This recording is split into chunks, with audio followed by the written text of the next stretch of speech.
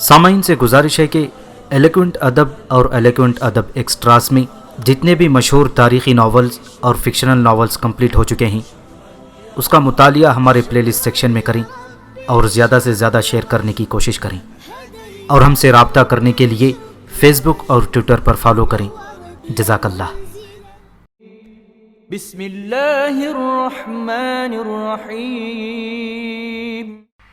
تاریخ اسلام، مصنف مولانا اکبر شاہ نجیب آبادی۔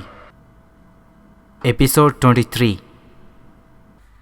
خلافت راشدہ، خلیفہ دوم حضرت عمر فاروق رضی اللہ تعالی عنہ۔ خلیفہ حضرت عمر بن خطاب رضی اللہ تعالی عنہ کی دور خلافت کے فتوحات کا تذکرہ۔ فتح تکریت و جزیرہ۔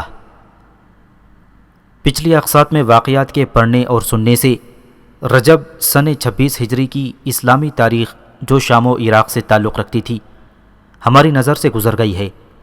اب آگے روم و ایران کے واقعات میں سے کسی ایک کے سلسلے کو شروع کرنے سے پیشتر تکریت کی فتح اور صوبہ جزیرہ پر لشکر اسلام کے قبضے کا حال اس لیے بیان کرنا ضروری ہے کہ تکریت میں رومیوں اور ایرانیوں نے مل کر مسلمانوں کا مقابلہ کیا تھا۔ اسی طرح جزیرہ کے قبضے میں لانے کے باعث مسلمانوں کی عراقی اور شامی دونوں فوجیں ہوئی ہیں۔ نیز یہ کہ ان واقعات کے بعد ہی تکریت و الجزیرہ کے واقعات وقوع پذیر ہوئے ہیں۔ تکریت میں ایک ایرانی صوبیدار رہا کرتا تھا۔ اس نے جب سنا کہ مدائن پر مسلمانوں کا قبضہ ہو چکا ہے تو اس نے رومیوں کو اپنی طرف متوجہ کیا۔ رومی لوگوں پر بھی چونکہ اسلامی فوجوں کی ضربیں پڑ رہی تھیں، وہ بہت آسانی سے اس سرحدی صوبیداری کی اناعت پر مامور ہو گیا تھا۔ ساتھ ہی ایاد، تغلب، نمر وغیرہ قبائل جو عیسائی تھے رومیوں کی ترغیب دینے سے مرزبان تکریت کے ساتھ شریک ہو گئے تھے۔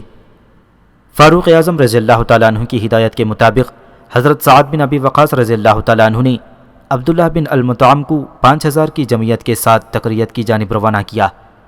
اسلامی لشکر نے جا کر تکریت کا محاصرہ کر لیا۔ بڑی خونریز جنگ کے بعد رومیوں اور ایرانیوں کو شکست فاش حاصل ہوئی۔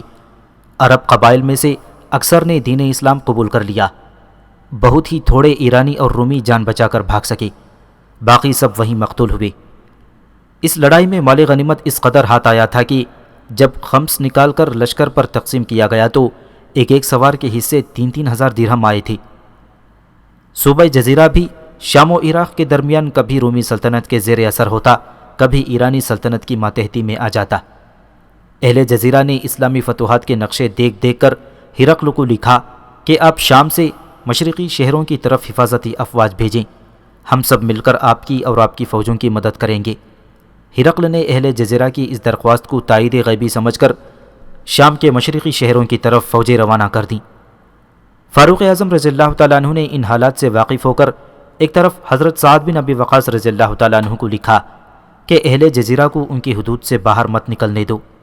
دوسری طرف حضرت ابو عبیدہ رضی اللہ تعالیٰ عنہ کو لکھا کہ قیصر کی فوجوں کو حمص و قنصرین کی طرف بڑھنے سے روکو۔ چنانچہ عراق و شامی دونوں افواج نے اپنا اپنا کام عمدگی سے انجام دیا اور تمام صوبہ جزیرہ حضرت ایاز بن غنم رضی اللہ تعالیٰ عنہ کے ہاتھ پر بہت سی چھوٹی چھوٹی لڑائیوں کے بعد ایک سرے سے دوسرے سرے تک محفوظ ہو گیا۔ یہ واقعہ 17 ہجری کا ہے۔ قبیلہ ایاد کی واپسی۔ اسی سال جبکہ پورے صوبہ جزیرے پر مسلمانوں کا قبضہ ہو گیا تھا، وہاں سے قبیلہ ایاد جو عیسائی مذہب رکھتا تھا جلا وطن ہو کر ہرقل کے ملک میں چلا گیا اور وہاں سکونت اختیار کر لی تھی۔ فاروق اعظم رضی اللہ تعالیٰ عنہ نے اس بات سے مطلع ہو کر ہرقل کو لکھا تھا، مجھ کو یہ خبر پہنچی ہے کہ قبائل عرب سے ایک قبیلہ ہمارا ملک چھوڑ کر تمہارے شہروں میں چلا گیا ہے۔ اگر تم ان عربوں کو اپنے ملک سے نہ نکال دو گے تو ہم ان تمام عیسائیوں کو جو ہمارے ملک میں آباد ہیں نکال کر تمہارے پاس بھیج دیں گے۔ ہرقل نے اس فاروقی خط کو پڑھتے ہی فوراً قبیلہ ایاد کو 4000 نفوس پر مشتمل تھا اپنے علاقے سے نکال دیا۔ وہ شام اور جزیرے میں واپس آ کر آباد ہو گئے۔ فاروق اعظم رضی اللہ تعالیٰ عنہ نے عراق عجم پر حبیب بن مسلمہ رضی اللہ تعالیٰ عنہ کو اور عراق عرب پر ولید بن عقبہ رضی اللہ تعالیٰ عنہ کو انتظامی افسر مقرر فرمایا تھا۔ ان عربوں کے واپس آنے پر ولید بن عقبہ کو لکھا کہ ان لوگوں کو اسلام لانے پر مجبور نہ کرو، اگر وہ جزیہ دینا منظور کریں تو قبول کر لو۔ یہ بات کہ سوائے اسلام کے کوئی درخواست منظور نہ کی جائے گی۔ جزیرہ العرب مابین مکہ و مدینہ اور یمن کے لیے مخصوص ہے۔ ہاں، اس شرط کا ان لوگوں کو ضرور پابند بناؤ کہ جن لڑکوں کے والدین مسلمان ہو گئے ہیں ان کو عیسائی نہ بنائیں، یعنی مسلمانوں کی اولاد کو عیسائی بنانے کی کوشش نہ کریں، اور جو مسلمان ہونا چاہیں ان کو نہ روکیں۔ ولید بن عقبہ نے اس حکم فاروقی کی تعمیل کی۔ چند روز کے بعد ایاد نے ایک سفارت مدینہ منورہ میں بھیجی کہ ہم سے کوئی رقم جزیہ کے نام سے وصول نہ کی جائے۔ فاروق اعظم رضی اللہ تعالیٰ عنہ نے ان کی اس درخواست کو منظور کر کے جزیہ سے دو چند رقم صدقے کے نام سے وصول کرنے کا حکم وہاں کے عامل کو لکھ بھیجا، اور قبیلہ ایاد نے اس کو بخوشی منظور کر لیا۔ چند روز کے بعد قبیلہ ایاد نے ولید بن عقبہ کی شکایت کی تو حضرت فاروق اعظم رضی اللہ تعالیٰ عنہ نے انہیں معزول کر کے ان کی جگہ فرات بن حیان اور ہند بن عمرو کو مقرر فرمایا۔ اس جگہ یہ بات قابل ذکر ہے کہ صوبہ جزیرہ کی فتح کو بعض مورخین نے فتوحات شام میں شمار کیا ہے۔ بہرحال ایاز بن غنم رضی اللہ تعالیٰ عنہ اور خالد بن ولید رضی اللہ تعالیٰ عنہ جو ایاز بن غنم کی کمکی بن کر آئے تھے، حضرت ابو عبیدہ رضی اللہ تعالیٰ عنہ کی افواج یعنی افواج شام سے آئے تھے۔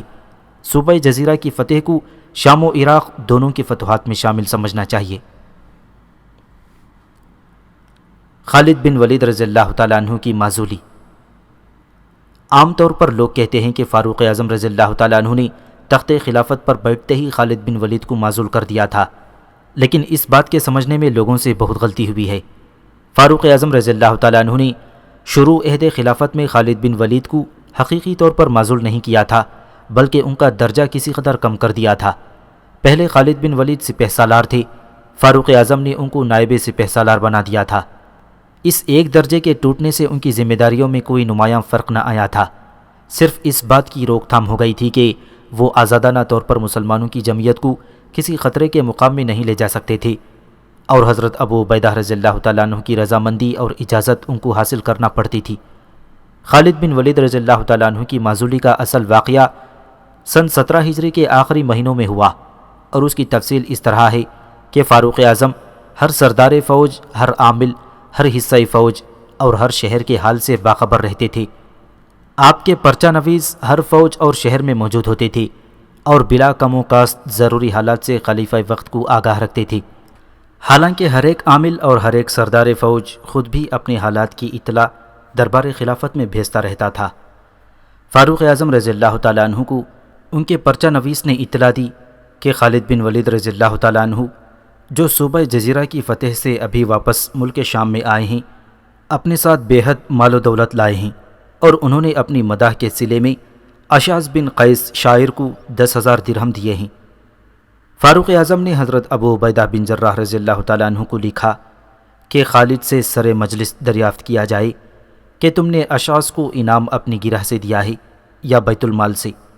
اگر اپنی گرہ سے دیا ہے تو اسراف ہے، اور بیت المال سے دیا ہے تو خیانت، دونوں صورتوں میں معزولی کے قابل ہو۔ خالد رضی اللہ تعالیٰ عنہ کا عمامہ اتار کر اسی عمامے میں ان کی گردن باندھی جائے۔ قاصد سے فاروق اعظم رضی اللہ تعالیٰ عنہ نے یہ بھی کہہ دیا تھا کہ اگر خالد بن ولید اپنی غلطی کا اقرار کریں تو ان سے درگزر کی جائے۔ چنانچہ وہ مجمع عام میں بلائے گئے۔ قاصد نے ان سے پوچھا کہ یہ انعام تم نے کہاں سے دیا؟ خالد رضی اللہ تعالیٰ عنہ یہ سن کر خاموش رہے اور اپنی خطا کا اقرار کرنے پر رضامند نہ ہوئے۔ مجبوراً قاصد نے ان کا عمامہ اتار کر اسی سے ان کی گردن باندھی، اور پھر دوبارہ دریافت کیا تو خالد رضی اللہ تعالیٰ عنہ نے کہا کہ اشعث کو میں نے اپنے مال سے انعام دیا، بیت المال سے نہیں۔ قاصد نے یہ سنتے ہی گردن کھول دی اور فاروق اعظم کو اس کیفیت کی اطلاع دی۔ فاروق اعظم نے خالد بن ولید کو جواب دہی کے لیے مدینہ منورہ میں طلب فرمایا۔ خالد بن ولید نے حاضر ہو کر کہا کہ عمر، واللہ تم میرے معاملے میں انصاف نہیں کرتے۔ فاروق اعظم نے کہا کہ تمہارے پاس اتنی دولت کہاں سے آئی، اور اس قدر انعام و صلہ شاعر کو تم نے کہاں سے دیا؟ خالد بن ولید نے کہا کہ مال غنیمت سے جو میرے حصے میں آیا تھا انعام دیا تھا۔ پھر خالد بن ولید نے کہا کہ اچھا 60,000 سے جو کچھ زیادہ ہو وہ بیت المال میں جمع کرتا ہوں۔ چنانچہ حساب کرنے پر 20,000 زائد نکلے اور بیت المال میں داخل کر دیے گئے۔ اس کے بعد دونوں حضرات میں صفائی ہو گئی اور کوئی وجہ کدورت باقی نہ رہی۔ خالد بن ولید کے متعلق یہ شکایت شروع سے تھی کہ وہ فوجی حساب کتاب کو صاف نہ کرتے اور مکمل حساب نہ سمجھاتے تھے۔ اس کی وجہ صرف یہ تھی کہ وہ آزادانہ صرف کیا کرتے تھے اور ان کی شاہ خرچیاں اکثر اوقات کسی قاعدے کے ماتحت نہ آ سکتی تھیں۔ اسی لیے فاروق اعظم رضی اللہ تعالیٰ عنہ نے ان کا ایک درجہ توڑ دیا تھا اور اب چشم نمائی کے طور پر دارالخلافہ میں طلب فرما کر ایک نوع کی تنبیہ کر دی تھی۔ بصرہ اور کوفہ۔ سن 14 ہجری میں فاروق اعظم رضی اللہ تعالیٰ عنہ کو سرداران لشکر کی رپورٹوں اور عراق کی طرف سے آنے والے سپاہیوں کے معائنے سے اس بات کا احساس ہو گیا تھا کہ عربوں کو عراق کی آب و ہوا موافق نہیں آتی۔ چنانچہ آپ نے احکام جاری کیے کہ اہل عرب کے لیے ایسی چھاؤنیاں قائم کی جائیں جن کی آب و ہوا ملک عرب سے بہت مشابہ اور صحت بخش ہو، تاکہ فوجیں جب لڑائی کے کام سے فارغ ہوا کریں تو ان چھاؤنیوں میں آ کر قیام کیا کریں۔ اسی زمانے میں بصرہ کے قیام پر فوجی چھاؤنی دجلہ کے قریب قائم کی گئی۔ اس چھاؤنی میں صرف گھاس پھوس کے چھپر تھے اور جب لشکری لوگ کسی مہم پر جاتے تو ان چھپروں کو آگ لگا جاتے تھے، واپس آ کر پھر اپنی ضرورت کے موافق چھپر ڈال لیتے تھے۔ سن 17 ہجری میں فاروق اعظم رضی اللہ تعالیٰ عنہ نے بصرہ میں مکانات بنوائے اور ایک دوسری چھاؤنی یعنی کوفہ کے آباد کرنے کی منظوری دی۔ اسی سال بصرہ میں مکانات بننے شروع ہوئے اور اسی سال کوفہ کی آبادی شروع ہوئی۔ ان دو مقامات کی آب و ہوا عربوں کو بہت موافق آئی اور چند روز کے بعد یہ دونوں شہر اسلامی طاقت کے مرکز شمار ہونے لگے۔ فتح اہواز اور اسلام ہرمزان۔ ایرانیوں کا نامی گرامی سردار ہرمزان جنگ قادسیہ سے فرار ہو کر صوبہ اہواز کے دارالصدر خوزستان میں آ کر اس علاقے کے تمام متعلقہ شہروں میں قابض ہو کر فوجیں جمع کرنے کی کوشش میں مصروف ہوا اور رفتہ رفتہ اس علاقے پر خود مختارانہ حکومت کر کے اپنی حدود حکومت کو وسیع کرنا شروع کر دیا۔ کوفہ اور بصرہ کی چھاؤنیوں سے اسلامی افواج نے اس پر حملہ کیا اور شکست پہ شکست دے کر صوبہ اہواز پر قبضہ قائم کرنے کے لیے جزیہ دے کر مسلمانوں سے صلح کر لی۔ چند روز کے بعد ہرمزان نے بغاوت اختیار کی اور مقام سوق اہواز میں اسلامی فوج سے شکست کھا کر مقام رام میں جا کر پناہ لی۔ اس مرتبہ ہرمزان نے عاجز ہو کر پھر صلح کی درخواست پیش کی اور ادائے جزیہ کی شرط پر مسلمانوں نے باقی علاقہ ہرمزان کے قبضے چھوڑ کر اس سے پھر صلح کر لی۔ حضرت ہرقوس بن ظہیر سعدی رضی اللہ تعالیٰ عنہ فاتح اہواز نے اہواز کے پہاڑیوں پر ڈیرے ڈال کر علاقے اہواز کے ویران شدہ شہروں کی آبادی کا کام شروع کر دیا۔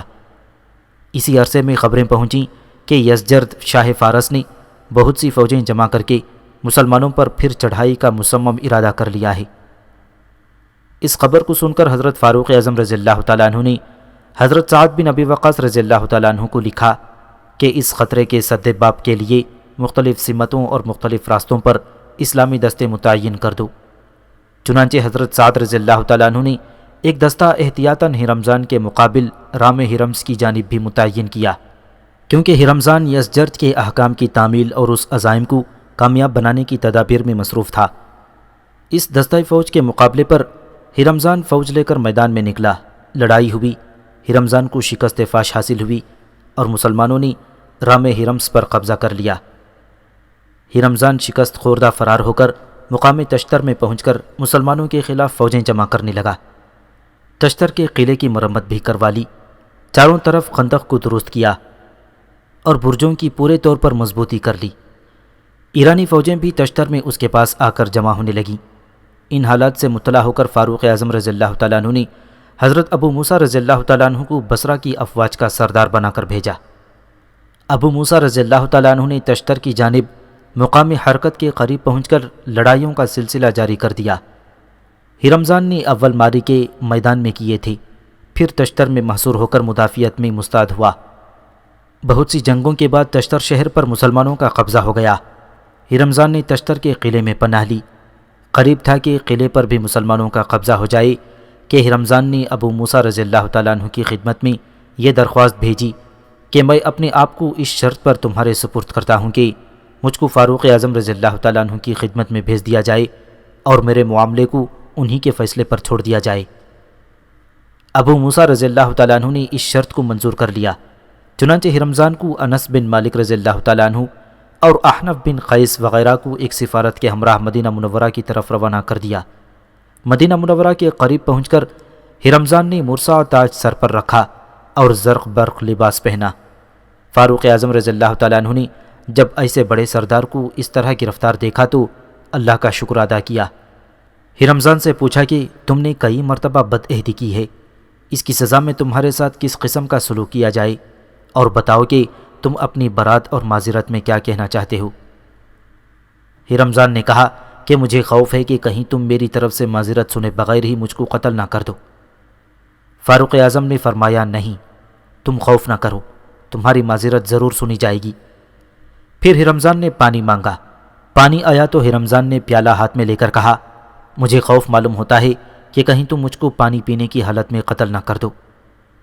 فاروق اعظم نے فرمایا تم مطلق خوف نہ کرو، جب تک پانی نہ پی لو گے اس وقت تک تم کو کوئی نقصان نہیں پہنچایا جائے گا۔ ہرمزان نے یہ سنتے ہی پیالہ ہاتھ سے رکھ دیا اور کہا کہ میں پانی نہیں پیتا، اور اس شرط کے موافق اب تم مجھ کو قتل نہیں کر سکتے، چنانچہ تم نے مجھ کو امان دے دی ہے۔ فاروق اعظم رضی اللہ تعالیٰ عنہ کا حسن سلوک۔ فاروق اعظم رضی اللہ تعالیٰ عنہ نے یہ سن کر فرمایا کہ تو جھوٹ بولتا ہے، ہم نے تجھ کو امان نہیں دی۔ حضرت انس بن مالک رضی اللہ تعالیٰ عنہ فوراً بول اٹھے کہ امیر المؤمنین ہرمزان سچ کہتا ہے، آپ نے ابھی فرمایا کہ جب تک پورا حال نہ کہہ لو گے اور پانی نہ پی لو گے کسی خطرے میں نہ ڈالے جاؤ گے۔ فاروق اعظم یہ سن کر حیران رہ گئے اور ہرمزان سے مخاطب ہو کر بولے کہ تم نے مجھے دھوکہ دیا ہے، مگر میں تم کو کوئی دھوکہ نہیں دوں گا، مناسب ہے تم مسلمان ہو جاؤ۔ ہرمزان نے اسی وقت کلمہ توحید پڑھا۔ فاروق اعظم بہت خوش ہوئے، ہرمزان کو مدینے میں رہنے کی جگہ دی، 2000 سالانہ تنخواہ مقرر کر دی، اور اس کے بعد مہم فارس میں اکثر ہرمزان سے مشورہ لیتے رہتے تھے۔ اس کے بعد فاروق اعظم نے انس بن مالک اور احنف بن قیس وغیرہ ارکان سفارت سے مخاطب ہو کر کہا شاید تم لوگ ذمیوں کے ساتھ اچھا سلوک نہیں کرتے، اسی لیے یہ بار بار بغاوت اختیار کرتے ہیں۔ یہ سن کر احنف بن قیس نے جواباً عرض کیا کہ امیر المؤمنین ہم ہمیشہ اپنے وعدوں کا ایفا کرتے ہیں اور نہایت رافت و محبت کا برتاؤ ذمیوں کے ساتھ کرتے ہیں، لیکن ان لوگوں کی بار بار بغاوت و سرکشی کا سبب صرف یہ ہے کہ آپ نے ہم کو بلاد فارس میں آگے بڑھنے کی ممانعت کر دی ہے۔ اہل فارس کا بادشاہ یزجرد فارس کے شہروں میں موجود ہے، جب تک یزجرد فارس کے ملک میں زندہ و سلامت موجود رہے گا اس وقت تک اہل فارس لڑنے اور ہمارا مقابلہ کرنے سے باز نہ آئیں گے۔ فاروق اعظم نے احنف رضی اللہ تعالیٰ عنہ کے کلام کی تصدیق کی اور اس کے بعد فارس میں اسلامی فوجوں کی پیش قدمی کی اجازت دے دی۔ فتح مصر۔ فاروق اعظم رضی اللہ تعالیٰ عنہ جب بیت المقدس تشریف لے گئے تھے تو عمرو بن عاص رضی اللہ تعالیٰ عنہ نے ان سے مصر پر فوج کشی کی اجازت حاصل کر لی تھی۔ چنانچہ فاروق اعظم نے حضرت زبیر بن عوام رضی اللہ تعالیٰ عنہ کو عمرو بن عاص کی کمکی مقرر فرمایا تھا۔ عمرو بن عاص 4000 اسلامی لشکر لے کر مصر کی جانب بڑھے۔ مصر کے بادشاہ مفوقش کے پاس فاروق اعظم کی ہدایت کے موافق حضرت عمرو بن عاص رضی اللہ تعالیٰ عنہ نے 3 شرطیں یعنی اسلام، جزیہ اور جنگ لکھ کر بھیجیں۔ آج کل مصر میں رومی سردار ارطبون بھی مع اپنی تمام فوج کے مقیم تھا۔ سب سے پہلے ارطبون اپنی فوج لے کر آگے بڑھا اور سخت مارکے کے بعد شکست کھا کر بھاگا۔ مسلمانوں نے آگے بڑھ کر مقام عین شمس کا محاصرہ کر لیا اور یہیں سے مصر کی فوجی چھاؤنی مقرر ہوئی اور سکندریہ کے محاصرے کے لیے 2 دستے روانہ ہوئے۔ تینوں جگہ چند روز تک لڑائی اور محاصرے کا سلسلہ جاری رہا۔ بالآخر عین شمس والوں نے جزیہ دے کر صلح کر لی۔ صلح کے بعد حضرت عمرو بن عاص رضی اللہ تعالیٰ عنہ نے ان قیدیوں کے واپس دینے سے انکار کیا جن کو بحالت جنگ اس سے پہلے گرفتار کر چکے تھے۔ یہ معاملہ فاروق اعظم رضی اللہ تعالیٰ عنہ کی خدمت میں پیش ہوا تو آپ نے عمرو بن عاص کو لکھا کہ مصریوں کے تمام قیدیوں کو واپس کر دو۔ اس کے بعد حضرت عمرو بن عاص نے حضرت زبیر بن عوام کو سپہ سالار بنا کر مقام نستاد کی طرف روانہ کیا۔ یہاں ایک زبردست قلعہ تھا جس کی حضرت زبیر نے جنگ بسیار و پیکار کے بعد فتح کر لیا۔ پھر عمرو بن عاص نے سکندریہ پر حملہ کیا۔ 3 مہینے کے محاصرے کے بعد سکندریہ مفتوح ہوا اور مقوقش شاہ مصر نے جو سکندریہ میں مقیم تھا اس شرط پر صلح کی کہ جو شخص سکندریہ سے جانا چاہے اس کو جانے دیا جائے اور جو سکندریہ میں رہے اس کو رہنے دیا جائے۔ فتح سکندریہ کے بعد حضرت عمرو بن عاص رضی اللہ تعالیٰ عنہ نے اپنے تمام فوجی سرداروں اور لشکریوں کو سکندریہ میں ٹھہرا کر اطراف مصر کی طرف قبضہ اور دخل اور انتظام قائم کرنے کے لیے تعینات کیا اور مصر سے فارغ ہو کر مقام توبہ کی جانب توجہ کی۔ جنگ نہاوند۔ فتح مدائن و جلولہ کے بعد یزجرد مقام رے میں جا کر مقیم ہوا تھا۔ وہاں کے مرزبان مسمی آبان جادویا نے یزجرد کے قیام کو اپنی حکومت و اختیار کے منافی دے کر بے وفائی کی علامات کا اظہار کیا تھا اور یزجرد رے سے روانہ ہو کر اصفہان چلا گیا تھا۔ اصفہان کے چند روزہ قیام کے بعد کرمان کی طرف آیا۔ وہاں سے پھر واپس اصفہان میں جب مسلمانوں نے صوبہ اہواز پر تصرف کیا تو یزجرد مشرقی ایران یعنی خراسان کے شہر مرو میں آ کر مقیم ہوا تھا۔ یہاں اس نے ایک آتش کدہ بنوایا اور اطمینان کے ساتھ رہنے لگا۔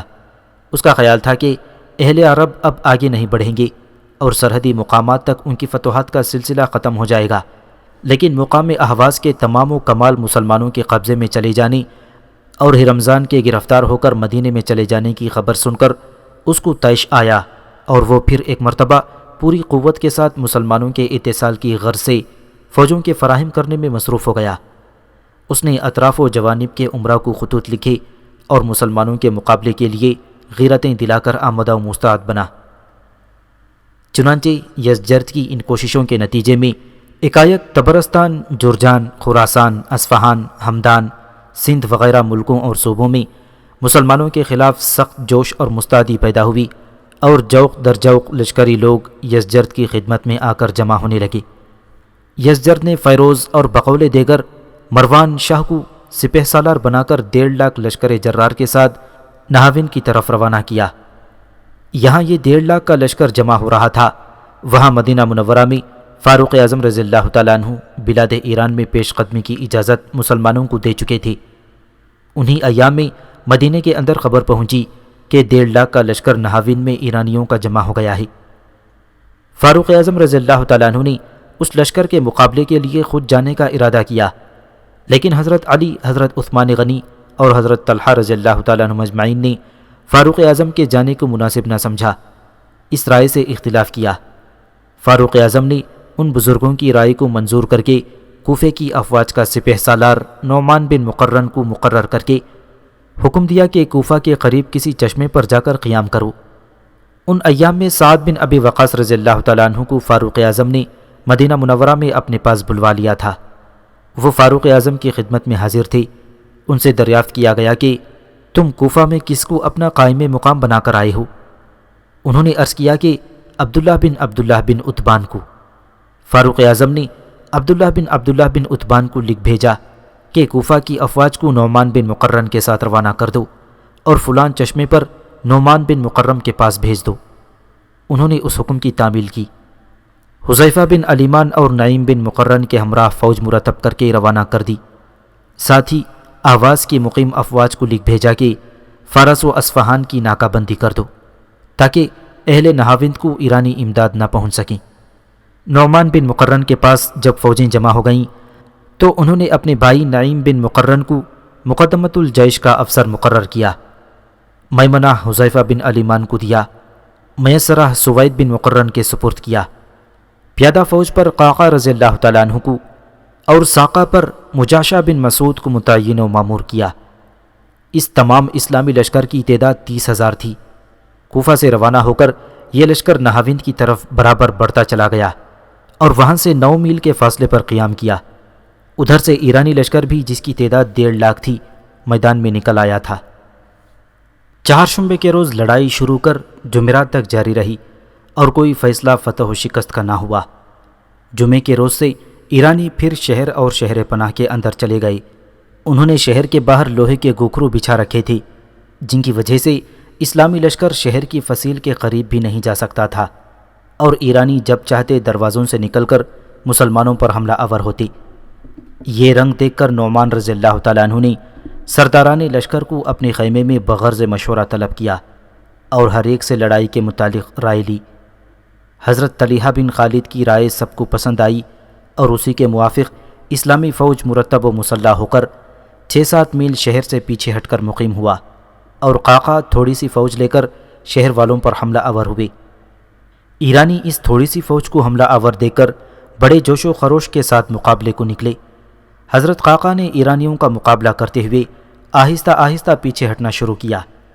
ایرانی فتح کی خوشی میں ان کی جمعیت کو دباتے ہوئے آگے بڑھتے چلے آئے، یہاں تک کہ اپنی خندقوں وغیرہ سے بہت فاصلہ آ کر اسلامی تازہ دم فوج کی زد میں آ گئے۔ نعمان بن مقرن اور ان کے ساتھ تمام اسلامی لشکر نے نعرہ تکبیر کے ساتھ ایکایک حملہ کر دیا تو ایرانی لشکر نہایت بے سر و سامانی کے ساتھ بھاگے۔ مسلمانوں نے ان کو بے دریغ قتل کرنا شروع کر دیا۔ عین معرکہ قتال کی شدت کے عالم میں حضرت نعمان بن مقرن زخمی ہو کر گھوڑے سے گرے۔ ان کے بھائی نعیم بن مقرن نے فوراً اپنے بھائی کے کپڑے پہن کر علم ہاتھوں میں لے لیا اور لشکر والوں کو آخر تک اپنے سپہ سالار کے شہید ہونے کا حال معلوم نہ ہوا۔ ایرانی لشکر جو میدان میں سراسیمہ ہو کر بھاگا، ان گوکھروں سے جو مسلمانوں کے لیے بچھائے گئے تھے اپنے آپ کو نہ بچا سکا اور خود ان گوکھروں میں مبتلا ہو کر ہزاروں ایرانی ہلاک ہوئے۔ ایرانی سردار نہاوند سے بھاگے اور تمام بھگوڑے ہمدان میں آ کر جمع ہو گئے۔ نعیم و قاقا رضی اللہ تعالیٰ عنہم اجمعین نے ان فراریوں کا پیچھا کرتے ہوئے پہنچے اور ہمدان کا محاصرہ کر لیا اور بآسانی ہمدان پر اسلامی قبضہ ہو گیا۔ حضرت نعمان کی شہادت کے بعد حضرت حذیفہ بن الیمان رضی اللہ تعالیٰ عنہ لشکر اسلام کی سپہ سالار مقرر ہوئے تھے۔ انہوں نے نہاوند پہنچ کر مال غنیمت جمع کیا، یہاں کے آتش کدے کو بجھایا۔ ایک موبد نے خود حضرت حذیفہ کی خدمت میں حاضر ہو کر پیش خدمت جواہرات کا ایک صندوقچہ جو اس کے پاس شاہی امانت کے طور پر رکھا تھا وہ پیش کیا۔ حضرت حذیفہ رضی اللہ تعالیٰ عنہ نے مال غنیمت لشکر میں تقسیم کیا اور خمس کے ساتھ وہ جواہرات کا صندوقچہ بھی فاروق اعظم کی خدمت میں صائب بن اقرا کے ساتھ روانہ کیا۔ فاروق اعظم کو چند روز سے کوئی خبر جنگ کی نہیں پہنچی تھی۔ وہ بہت پریشان تھے کہ صائب بن اقرا خمس مع جواہرات اور فتح کی خوشخبری لے کر پہنچے۔ فاروق اعظم بہت خوش ہوئے، جواہرات کو بیت المال میں داخل کرا کر صائب رضی اللہ تعالیٰ عنہ کو واپس جانے کا حکم دے دیا۔ صائب رضی اللہ تعالیٰ عنہ کوفے میں داخل ہی ہوئے تھے کہ فاروق اعظم کا فرستادہ قاصد بھی ان کے پیچھے کوفے میں داخل ہوا اور صائب کو پھر مدینے کی طرف لوٹا کر لے گیا۔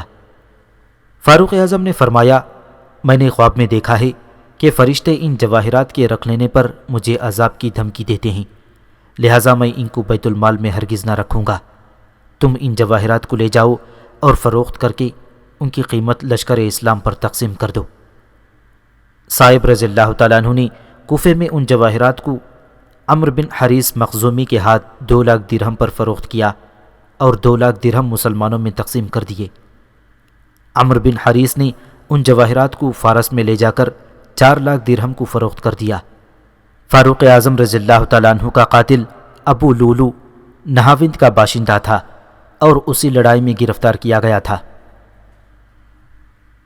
ملک عجم کی عام تسخیر۔ فتح نہاوند کے بعد ہمدان فتح ہوا۔ چند روز کے بعد ہمدان والوں نے بغاوت اختیار کی۔ فاروق اعظم نے اس کے بعد ایران کے مختلف صوبوں اور مختلف سمتوں کی طرف مختلف سردار نامزد فرما کر حکم دیا کہ ملک تسخیر کرتے جاؤ اور بدامنی دور کر کے امن و امان قائم کرتے چلے جاؤ۔ چنانچہ کوفہ اور بصرہ دونوں ہیڈ کوارٹرز کی سپاہ اور سردار تسخیر ایران کے کام میں مصروف ہو گئے۔ یہ عام لشکرکشی مذکورہ بالا واقعات کے بعد سن 21 ہجری میں شروع ہوئی۔ لشکرکشی کا حکم فاروق اعظم رضی اللہ تعالیٰ عنہ نے ایرانیوں کے آئے دن کی بغاوتوں اور سازشوں سے تنگ آ کر دیا تھا، ورنہ فاروق اعظم کی خوشی یہی تھی کہ ہم اپنے مقبوضہ علاقوں پر قانے رہیں اور اس حالت میں رہیں کہ ہم کو ایرانی چڑھائیوں کا خطرہ نہ ہو۔ غرض ایران میں فتوحات کا سلسلہ شروع ہوا۔ اول اصفہان عبداللہ بن عبداللہ کے ہاتھ پر فتح ہوا۔ حضرت نعیم بن مقرن نے رے آذربائیجان کو بڑے خونریز معرکے کے بعد فتح کیا۔ نعیم بن مقرن کے بھائی سوید بن مقرن نے قومس کو فتح کر لیا۔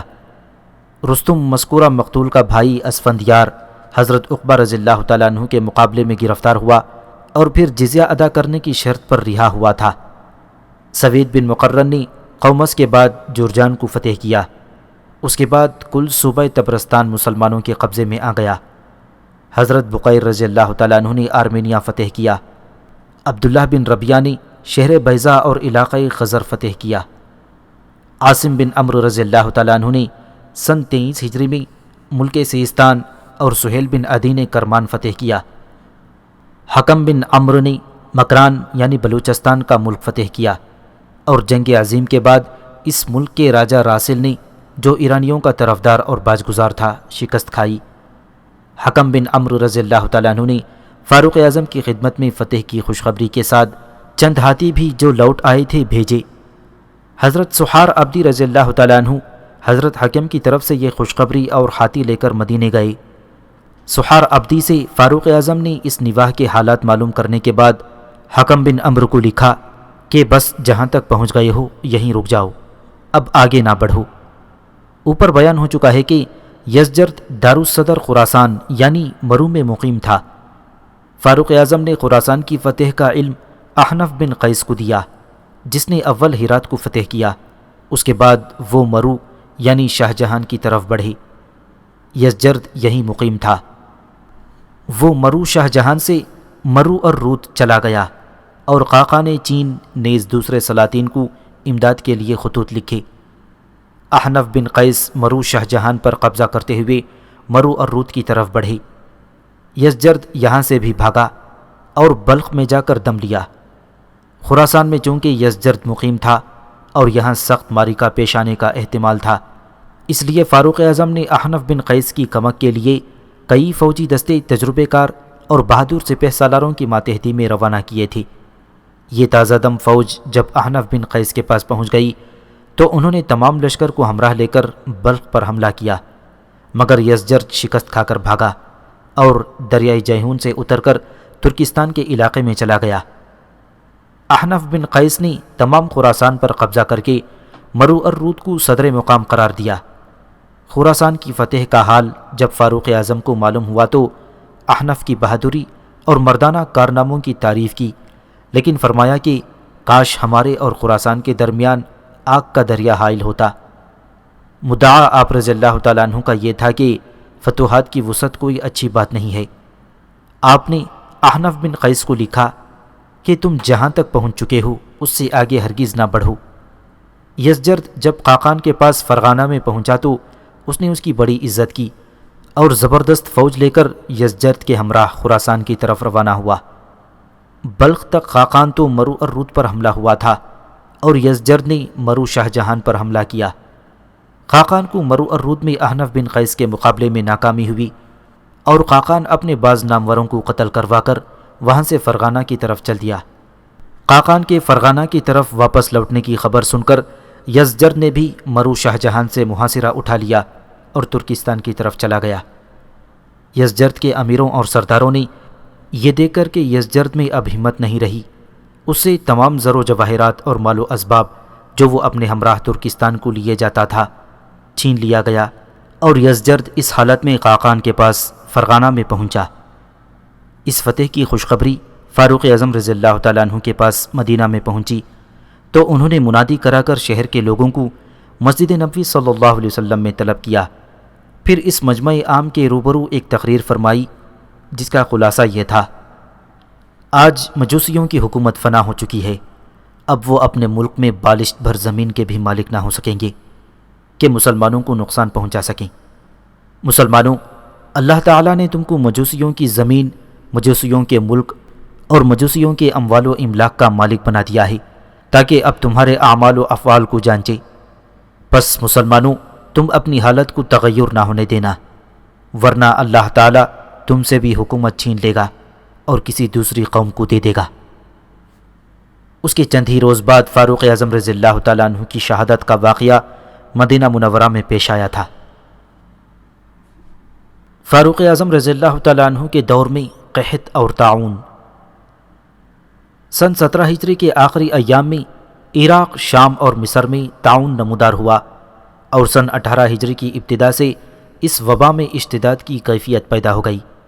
ساتھ ہی سرزمین عرب میں قحط عظیم برپا ہوا تھا۔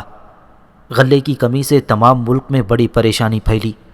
فاروق اعظم رضی اللہ تعالیٰ عنہ نے قحط کے دور کرنے اور لوگوں کی مصیبت کو ہلکا کرنے کی کوشش میں حیرت انگیز سرگرمی اور جفاکشی کا اظہار فرمایا۔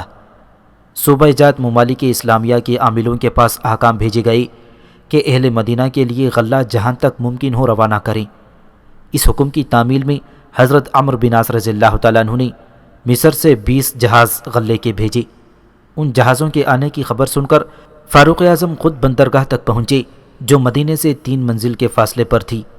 غلے کو جہازوں سے اتروا کر ایک محفوظ مکان میں رکھا گیا اور ضرورت مندوں کی فہرستیں مرتب کرا کر غلہ ان میں تقسیم کیا گیا۔ فاروق اعظم رضی اللہ تعالیٰ عنہ نے عہد کیا تھا کہ جب تک قحط کی بلا لوگوں پر مسلط ہے ہم گھی اور دودھ ہرگز استعمال نہ کریں گے۔ اس خشک سالی کے دور کرنے کے لیے فاروق اعظم اہل مدینہ کو ہمراہ لے کر نماز استسقاء ادا کرنے کے لیے نکلے اور دعا مانگی۔ دعا ابھی ختم بھی نہ ہوئی تھی کہ بارش شروع ہو گئی۔ شام میں طاعون کی وبا کے نمودار ہونے کا حال سن کر فاروق اعظم رضی اللہ تعالیٰ عنہ مدینہ منورہ سے خود شام کی اسلامی فوجوں کی طرف روانہ ہوئے۔ مقام سرق میں پہنچے تھے کہ حضرت ابو عبیدہ بن جراح رضی اللہ تعالیٰ عنہ اور دوسرے سرداران لشکر نے بطریق استقبال آگے بڑھ کر ملاقات کی اور بعض صحابہ نے عرض کیا کہ آپ اب آگے طاعونی علاقے میں تشریف نہ لے جائیں۔ حضرت عبداللہ بن عوف رضی اللہ تعالیٰ عنہ نے کہا کہ میں نے رسول اللہ صلی اللہ علیہ وسلم سے سنا ہے کہ جس جگہ وبا پھیلی ہو وہاں نہ جاؤ، اور اگر اتفاق سے اس مقام پر وبا پھیل جائے جہاں تم موجود ہو تو وہاں سے نہ بھاگو۔ اس حدیث کو سن کر فاروق اعظم مدینہ منورہ کی طرف واپس ہوئے اور سرداران لشکر کو تاکیدی طور پر ہدایت کر آئے کہ جہاں تک ممکن ہو اس مرض کے متعلق انسدادی تدابیر کام میں لائیں۔ ابو عبیدہ رضی اللہ تعالیٰ عنہ لشکر اسلام کو لیے ہوئے ایک نشیبی علاقے میں مقیم تھے۔ فاروقی حکم کے موافق وہاں سے کوچ کر کے مقام جابیہ میں جس کی آب و ہوا اچھی تھی لشکر اسلام کو لے آئے۔ یہاں آ کر حضرت ابو عبیدہ بن جراح رضی اللہ تعالیٰ عنہ مرض طاعون میں مبتلا ہوئے۔ جب مرض کی شدت اور زندگی سے مایوسی ہوئی تو حضرت ابو عبیدہ نے اپنی جگہ حضرت معاذ بن جبل رضی اللہ تعالیٰ عنہ کو سالار لشکر مقرر فرمایا اور تھوڑی دیر کے بعد فوت ہو گئے۔ معاذ بن جبل بھی زیادہ دنوں زندہ نہ رہ سکے تھے۔ اول ان کے بیٹے نے اسی مرض میں مبتلا ہو کر وفات پائی، پھر وہ بھی بیمار ہوئے۔ انہوں نے مرنے سے بیشتر عمرو بن عاص رضی اللہ تعالیٰ عنہ کو اپنا جانشین مقرر فرمایا۔ عمرو بن عاص رضی اللہ تعالیٰ عنہ حضرت معاذ بن جبل رضی اللہ تعالیٰ عنہ کی وفات کے بعد لشکر اسلام کو لے کر پہاڑ کی چوٹیوں پر چڑھ گئے اور چھوٹے چھوٹے ٹکڑوں نے الگ الگ چوٹیوں پر قیام کیا۔ چند روز کے بعد اس وبا کا زور و شور کم ہو گیا۔ مصر کی فتح اس طاعون اور وبا سے یقیناً پہلے ہو چکی تھی۔ اس وبا کے ایام میں حضرت عمرو بن عاص رضی اللہ تعالیٰ عنہ مصر سے غلہ مدینے کی طرف روانہ کرنے کے بعد حضرت ابو عبیدہ کے پاس شام کے ملک میں اس لیے تشریف لے آئے تھے کہ فاروق اعظم کے حدود شام میں تشریف لانے کا حال ان کو معلوم ہو چکا تھا، اور فاروق اعظم کی خدمت میں حاضر ہو کر مصر کے حالات بیان کرنا اور انتظام ملکی کے متعلق فاروق اعظم سے ہدایت کا حاصل کرنا ضروری تھا۔ فاروق اعظم کی واپسی کے بعد حضرت عمرو بن عاص رضی اللہ تعالیٰ عنہ اس وبا کی مصیبت اور حضرت ابو عبیدہ و معاذ کی وفات کے سبب فوراً مصر کو نہ جا سکے تھے۔ اسی وبا میں یزید بن ابی سفیان رضی اللہ تعالیٰ عنہ جو دمشق کے عامل تھے فوت ہوئے۔ ان کے فوت ہونے کی خبر سن کر فاروق اعظم نے حضرت معاویہ بن ابی سفیان ان کے بھائی کو دمشق کا عامل مقرر فرمایا۔ اسی انتظام میں شرجیل بن حسنہ رضی اللہ تعالیٰ عنہ علاقہ اردن کے عامل مقرر ہوئے۔ اس وبا میں بڑے بڑے معزز و بزرگ صحابی فوت ہوئے اور اسلامی فتوحات کا سلسلہ جو ایک خاص رفتار کے ساتھ جاری تھا اس لیے رک گیا کہ لشکر اسلام اپنی ہی مصیبتوں میں گرفتار ہو گیا تھا۔ اسی سن 18 ہجری میں فاروق اعظم رضی اللہ تعالیٰ عنہ نے شریح بن حرس کندی کو کوفے کا اور کعب بن سوار ازدی کو بصرہ کا قاضی مقرر فرمایا۔ اسی سال فاروق اعظم رضی اللہ تعالیٰ عنہ نے مکہ اور مدینہ کے درمیان مسافروں کی راحت کے لیے مکانات اور کنویں تعمیر کرائی، خانہ کعبہ کی توسیع کی اور لوگوں کے مکانات خرید کر صحن کعبہ میں شامل کر لیے۔ فتوحات فاروقی۔ اوپر جن جن ملکوں اور صوبوں کی فتوحات کا ذکر ہوا ہے ان میں فارس و عراق، جزیرہ خراسان و بلوچستان اور فلسطین و مصر و آرمینیا وغیرہ کا تذکرہ آ چکا ہے۔ یہ فتوحات جو فاروق اعظم کی 10 سالہ خلافت کے زمانے میں ہوئیں معمولی فتوحات نہیں سمجھی جا سکتی۔ فاروق اعظم نے سن 22 ہجری میں اسلامی سلطنت کے جو صوبے مقرر فرمائے تھے ان کی تفصیل اس طرح ہے: مکہ، مدینہ، شام، جزیرہ، بصرہ، کوفہ، مصر، فلسطین، خراسان، آذربائیجان، فارس۔ ان میں سے بعض صوبے ایسے تھے جو 2 صوبوں کے برابر سمجھے جاتے تھے، بعض صوبوں کے صدر مقام بھی 2 تھے، اور دونوں جگہ الگ الگ صوبے دار مع اپنے کامل عملے کے رہتے تھے۔ ہر صوبے میں ایک والی یا عامل، ایک کاتب یا میر منشی، ایک بخشی فوج، ایک صاحب الخراج یعنی کلیکٹر، ایک پولیس افسر، ایک افسر خزانہ، ایک قاضی ضرور ہوتا تھا۔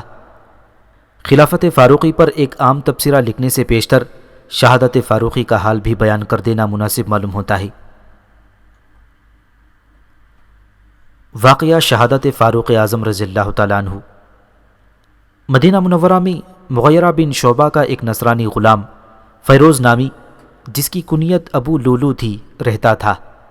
اس نے ایک روز بازار میں فاروق اعظم سے شکایت کی کہ میرا آقا مغیرہ بن شعبہ مجھ سے زیادہ محصولات لیتا ہے، آپ کم کرا دیجئے۔ فاروق اعظم نے اس سے دریافت کیا کہ کس قدر محصول وہ وصول کرتا ہے۔ ابو لولو نے کہا 2 درم یعنی 7 آنے روزانہ۔ فاروق اعظم نے دریافت کیا کہ تو کیا کام کرتا ہے؟ اس نے کہا کہ آہنگری، نقاشی اور نجاری کا۔ آپ نے فرمایا کہ ان صنعتوں کے مقابلے میں یہ رقم زیادہ نہیں ہے۔ یہ سن کر ابو لولو اپنے دل میں سخت ناراض ہوا۔ فاروق اعظم نے پھر اس سے مخاطب ہو کر کہا کہ میں نے سنا ہے تو ایسی چکی بنانا جانتا ہے کہ جو ہوا کے زور سے چلتی ہے، تو مجھ کو بھی ایسی چکی بنا دی۔ اس نے جواب میں کہا کہ بہت خوب، میں ایسی چکی بنا دوں گا کہ جس کی آواز اہل مشرق و مغرب سنیں گے۔ دوسرے دن نماز فجر کے لیے لوگ مسجد نبوی صلی اللہ علیہ وسلم میں جمع ہوئے۔ ابو لولو ایک خنجر لیے ہوئے مسجد میں داخل ہوا۔ جب نماز کے لیے صفیں درست ہو گئیں اور فاروق اعظم امامت کے لیے آگے بڑھ کر نماز شروع کر چکے تھے، تو ابو لولو نے، جو مسلمانوں کے ساتھ صف اول میں کھڑا تھا، نکل کر فاروق اعظم رضی اللہ تعالیٰ عنہ پر خنجر کے 6 وار کیے، جن میں ایک وار ناف سے نیچے پڑا تھا۔ فاروق اعظم نے فوراً حضرت عبد الرحمن بن عوف رضی اللہ تعالیٰ عنہ کو کھینچ کر اپنی جگہ کھڑا کر دیا اور خود زخموں کے صدمے سے بے ہوش ہو کر گر پڑے۔ حضرت عبد الرحمن بن عوف رضی اللہ تعالیٰ عنہ نے لوگوں کو اس حالت میں نماز پڑھائی کہ فاروق اعظم زخمی سامنے پڑے تھے۔ ابو لولو اپنا وار کر کے مسجد نبوی سے بھاگا۔ لوگوں نے اس کے پکڑنے کی کوشش کی۔ اس نے کئی شخصوں کو زخمی کیا اور کلیب بن ابی بکیر رضی اللہ تعالیٰ عنہ کو شہید کر دیا۔ بالآخر گرفتار کر لیا گیا، لیکن اس نے گرفتار ہوتے ہی خودکشی کر لی۔ نماز فجر پڑھ لینے کے بعد لوگ فاروق اعظم کو مسجد سے اٹھا کر ان کے گھر لائے۔ انہوں نے ہوش میں آتے ہی سب سے پہلے یہ دریافت کیا کہ میرا قاتل کون تھا۔ لوگوں نے ابو لولو کا نام بتایا تو آپ نے فرمایا کہ اللہ کا شکر ہے کہ میں ایسے شخص کے ہاتھ سے نہیں مارا گیا جو اپنے آپ کو مسلمان کہتا ہو یا جس نے اللہ کو ایک سجدہ بھی کیا ہو۔ ایک طبیب نے آ کر آپ کو دودھ پلایا تو وہ زخم کے راستے باہر نکل آیا۔ یہ حالت دیکھ کر لوگوں کو آپ کی زندگی سے مایوسی ہوئی اور عرض کیا کہ جس طرح حضرت ابو بکر صدیق رضی اللہ تعالیٰ عنہ نے آپ کو اپنا جانشین مقرر فرما دیا تھا، آپ بھی کسی کو اپنا جانشین مقرر فرما دیں۔ آپ نے عبد الرحمن بن عوف، حضرت سعد بن ابی وقاص، حضرت زبیر بن عوام، حضرت طلحہ، حضرت علی، حضرت عثمان بن عفان رضی اللہ تعالیٰ عنہ مجمعین کو طلب فرمایا۔ حضرت طلحہ مدینہ منورہ میں تشریف نہ رکھتے تھے۔ فاروق اعظم نے 5 آدمیوں سے مخاطب ہو کر فرمایا کہ 3 روز تک طلحہ کا انتظار کرنا، اگر وہ 3 روز تک آ جائیں تو ان کو بھی اپنی جماعت میں شامل کرنا، اور 3 روز تک نہ آئیں تو پھر تم 5 آدمی ہی مشورہ کر کے اپنے آپ میں سے کسی ایک کو اپنا امیر بنا لینا۔ اس کے بعد آپ نے اپنے بیٹے عبداللہ بن عمر کو بلا کر کہا کہ اگر لوگ خلافت و امارت کے انتخاب میں اختلاف کریں تو تم کثرت کے ساتھ شریک ہونا، اور اگر فریقین برابر تعداد کے ہوں تو تم اس گروہ میں شریک ہونا جس میں عبد الرحمن بن عوف شامل ہوں۔ پھر ابو طلحہ انصاری اور مقداد بن اسود رضی اللہ تعالیٰ عنہ کو بلا کر حکم دیا کہ جب یہ لوگ خلیفہ کے انتخاب و تقرر کی غرض سے ایک جگہ مشورہ کرنے کے لیے جمع ہوں تو تم دونوں دروازوں پر کھڑے رہنا اور کسی کو ان کے پاس نہ جانے دینا جب تک وہ مشورے سے فارغ نہ ہو جائیں۔ پھر آپ نے مذکورہ بالا حضرات کو مخاطب کر کے فرمایا کہ جو شخص خلافت کے لیے منتخب ہو اس کو وصیت کرتا ہوں کہ وہ انصار کے حقوق کا بہت خیال رکھے، کیونکہ یہ وہ لوگ ہیں جنہوں نے آن حضرت صلی اللہ علیہ وسلم کی مدد کی اور مہاجرین کو اپنے گھروں میں ٹھہرایا۔ انصار تمہارے محسن ہیں، ان کے ساتھ تم کو احسان کرنا چاہیے، ان کی خطا و لغزش سے حتی الامکان درگزر اور چشم پوشی اختیار کرنا مناسب ہے۔ تم میں سے جو شخص خلیفہ منتخب ہوا اس کو مہاجرین کا بھی پاس و لحاظ رکھنا چاہیے، کیونکہ یہی لوگ مادہ اسلام ہیں۔ اسی طرح ذمیوں کا بھی پورا خیال رکھنا چاہیے، ان کے ساتھ اللہ اور رسول کی ذمہ داری کو کما حقہ ملحوظ رکھا جائے اور ذمیوں سے جو وعدہ کیا جائے اس کو ضرور پورا کیا جائے، ان کے دشمنوں کو دور کیا جائے، ان کی طاقت سے زیادہ ان کو تکلیف نہ دی جائے۔ پھر اپنے بیٹے حضرت عبداللہ بن عمر رضی اللہ تعالیٰ عنہ کو بلا کر حکم دیا، حضرت عائشہ رضی اللہ تعالیٰ عنہ کی خدمت میں جاؤ اور حضرت ابو بکر صدیق رضی اللہ تعالیٰ عنہ کے پہلو میں دفن کیے جانے کی اجازت حاصل کرو۔ وہ حضرت عائشہ صدیقہ رضی اللہ تعالیٰ عنہ کی خدمت میں حاضر ہوئے اور فاروق اعظم کی التجا پیش کی۔ حضرت عائشہ صدیقہ رضی اللہ تعالیٰ عنہ نے فرمایا کہ یہ جگہ میں نے اپنے لیے تجویز کی تھی، لیکن اب فاروق اعظم کو اپنی ذات پر ترجیح دیتی ہوں، ان کو ضرور اس جگہ دفن کیا جائے۔ یہ خبر جب حضرت عبداللہ رضی اللہ تعالیٰ عنہ نے فاروق اعظم کو سنائی تو وہ بہت خوش ہوئے اور فرمایا کہ میری سب سے بڑی مراد بر آئی۔ چہارشنبہ 27 ذی الحجہ سن 23 ہجری کو آپ زخمی ہوئے اور یکم محرم 24 ہجری کو ہفتے کے دن فوت ہو کر مدفون ہوئے۔ 10.5 برس خلافت کی۔ نماز جنازہ حضرت صہیب رضی اللہ تعالیٰ عنہ نے پڑھائی۔ حضرت عثمان غنی، حضرت علی، حضرت زبیر، حضرت عبد الرحمن بن عوف اور حضرت عبداللہ بن عمر رضی اللہ تعالیٰ عنہ نے قبر میں اتارا۔ ازواج و اولاد۔ فاروق اعظم رضی اللہ تعالیٰ عنہ کا پہلا نکاح زمانہ جاہلیت میں زینب رضی اللہ تعالیٰ عنہ بنت مزعون بن حبیب بن وہب بن حذافہ بن جماح سے ہوا تھا، جن کے بطن سے عبداللہ، عبد الرحمن، اکبر اور حضرت حفصہ رضی اللہ تعالیٰ عنہ مجمعین پیدا ہوئی۔ زینب رضی اللہ تعالیٰ عنہ مکے میں ایمان لائیں اور وہیں فوت ہوئی۔ یہ عثمان بن مزعون رضی اللہ تعالیٰ عنہ کی بہن تھیں، جو اول المسلمین تھے اور جن کا اسلام لانے والوں میں 14واں نمبر تھا۔ دوسرا نکاح عہد جاہلیت ہی میں ملیکہ بنت جرول خزاعی سے کیا، جس سے عبید اللہ پیدا ہوئے۔ چونکہ یہ بیوی ایمان نہیں لائی اس لیے اس کو سن 6 ہجری میں طلاق دے دی۔ تیسری بیوی قریبہ بنت ابی امیہ مخزومی تھی، جس سے جاہلیت ہی میں نکاح کیا اور سن 6 ہجری میں بعد صلح حدیبیہ اسلام نہ لانے کی وجہ سے طلاق دے دی۔ چوتھا نکاح اسلام کی حالت میں ام حکیم بنت الحرث بن ہشام مخزومی سے کیا، جن کے بطن سے فاطمہ پیدا ہوئی۔ پانچواں نکاح مدینے میں آنے کے بعد سن 7 ہجری میں جمیلہ بنت عاصم بن ثابت بن ابی الفلاح انصاری سے کیا، جن کے بطن سے عاصم پیدا ہوئی، لیکن ان کو بھی کسی وجہ سے طلاق دے دی تھی۔ چھٹا نکاح سن 7 ہجری میں ام کلثوم بنت علی بن ابی طالب رضی اللہ تعالیٰ عنہ سے 40,000 مہر پر کیا، ان کے بطن سے رقیہ اور زید پیدا ہوئی۔ عاتقہ بن زید بن عمر بن فضیل، جو فاروق اعظم رضی اللہ تعالیٰ عنہ کی چچیری بہن تھیں اور نکیحہ یمینیہ میں فاروق اعظم کی بیویوں میں شمار کی جاتی ہیں۔ نکیحہ کی نسبت بعض لوگوں نے لکھا ہے کہ وہ لونڈی تھیں، ان کے پیٹ سے عبد الرحمن اوسط پیدا ہوئے تھے۔ فاروق اعظم کی اولاد میں حضرت حفصہ رضی اللہ تعالی عنہا زوجہ رسول اللہ صلی اللہ علیہ وسلم تھیں اور حضرت عبداللہ بن عمر رضی اللہ تعالیٰ عنہ رسول اللہ صلی اللہ علیہ وسلم کے ساتھ قریباً تمام غزوات میں شریک رہے۔ فاروق اعظم رضی اللہ تعالیٰ عنہ نے بہت سی مالی و ملکی، سیاسی و انتظامی، معاشرتی اور تمدنی باتیں تجویز و ایجاد فرمائی تھیں۔ ان کو اولیات کے نام سے پکارتے ہیں۔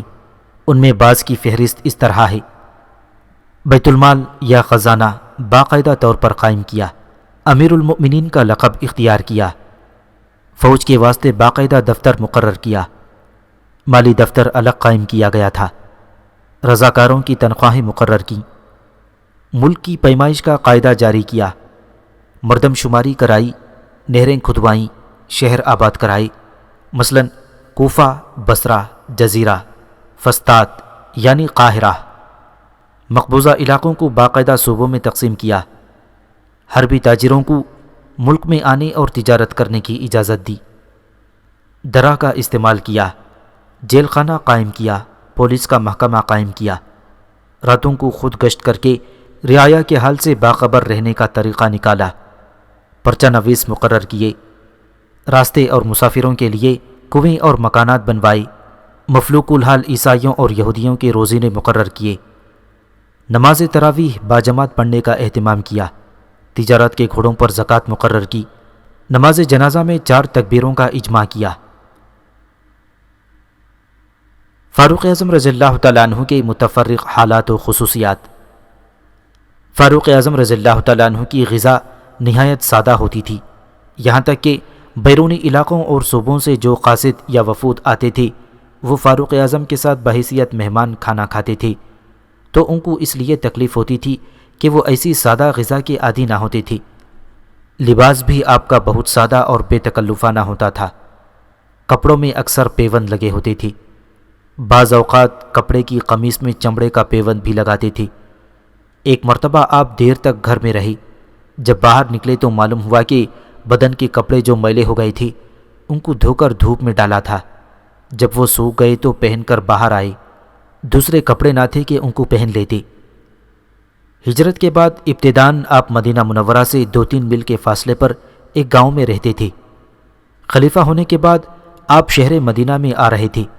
مدینہ منورہ میں آپ کا مکان مسجد نبوی صلی اللہ علیہ وسلم کے قریب باب السلام اور باب الرحمہ کے درمیان تھا۔ مرتے وقت آپ مقروض تھے، آپ نے حکم دیا کہ میرا یہ مکان فروخت کر کے قرضہ ادا کر دیا جائے، چنانچہ اس مکان کو امیر معاویہ رضی اللہ تعالیٰ عنہ نے خریدا اور اس قیمت سے قرضہ ادا کر دیا گیا۔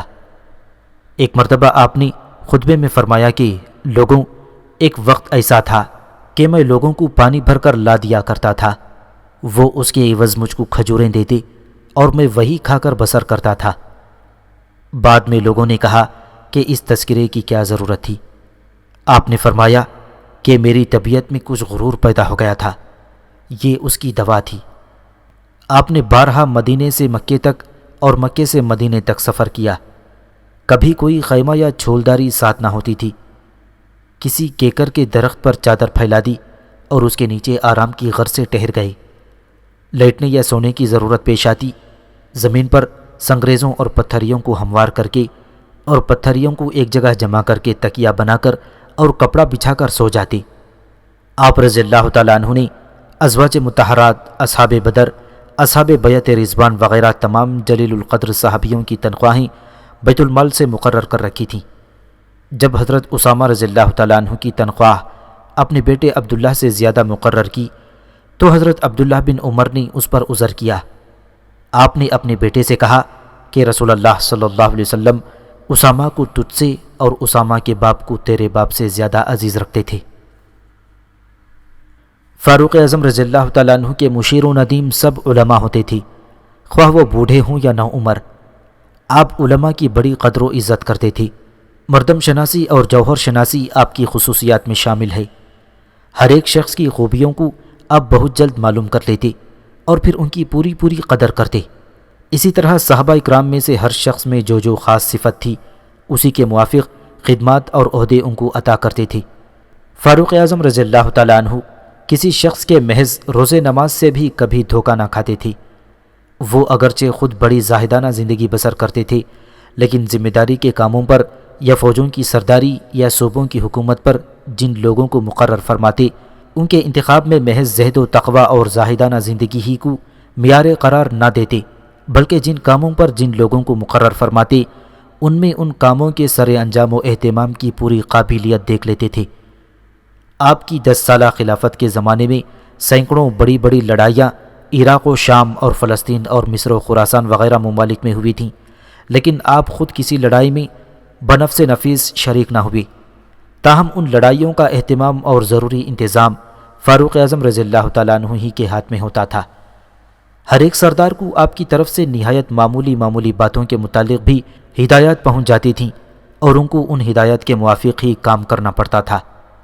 کسی لڑائی اور کسی معرکے میں یہ نہیں بتایا جا سکتا کہ فلاں حکم فاروق اعظم رضی اللہ تعالیٰ عنہ نے غلط اور غیر مفید دیا تھا، یا فلاں انتظام جو فاروق اعظم نے کیا وہ غیر ضروری تھا۔ آپ نے صوبوں کے تمام عمال کو لکھ کر بھیجا تھا کہ کوئی سپاہی میدان جنگ میں مسلسل 4 مہینے سے زیادہ نہ روکا جائے۔ 4 مہینے کے بعد ان کو اپنے اہل و عیال میں آنے کی رخصتی دے دی جائے۔ ایک مرتبہ آپ کو کسی مرض کی وجہ سے کسی نے شہد کھانے کو بتایا۔ آپ کے یہاں شہد نہ تھا، نہ کسی اور جگہ سے مل سکتا تھا، البتہ بیت المال میں تھوڑا سا شہد موجود تھا۔ لوگوں نے کہا کہ آپ اس شہد کو استعمال کریں۔ آپ نے کہا کہ یہ سارے مسلمانوں کا مال ہے جب تک عام لوگ مجھ کو اجازت نہ دیں۔ آپ نے شہد استعمال نہ کیا۔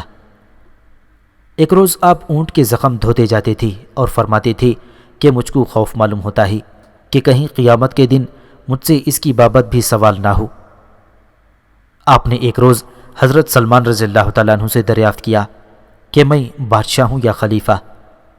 انہوں نے جواب میں فرمایا کہ اگر آپ کسی مسلمان سے 1 درہم یا اس سے کم و بیش وصول کر کے بیجا خرچ کریں تو آپ بادشاہ ہیں، ورنہ خلیفہ۔ آپ نے خلیفہ ہونے کے بعد ابتداً مدتوں تک بیت المال سے 1 روپیہ بھی نہ لیا تھا۔ رفتہ رفتہ نوبت یہاں تک پہنچی کہ آپ پر افلاس مستول ہونے لگا اور فقر و فاقے کی نوبت پہنچنے لگی۔ تب آپ نے صحابہ اکرام کو مسجد نبوی میں جمع کر کے فرمایا کہ میں کاروبار خلافت میں اس قدر مصروف رہتا ہوں کہ اپنے نفقے کا کوئی فکر نہیں کر سکتا، آپ سب مل کر میرے لیے کچھ مقرر کر دیجئے۔ حضرت علی رضی اللہ تعالیٰ عنہ نے فرمایا کہ صبح شام کا کھانا آپ کو بیت المال سے ملا کرے گا۔ فاروق اعظم رضی اللہ تعالیٰ عنہ نے اسی کو منظور فرما لیا۔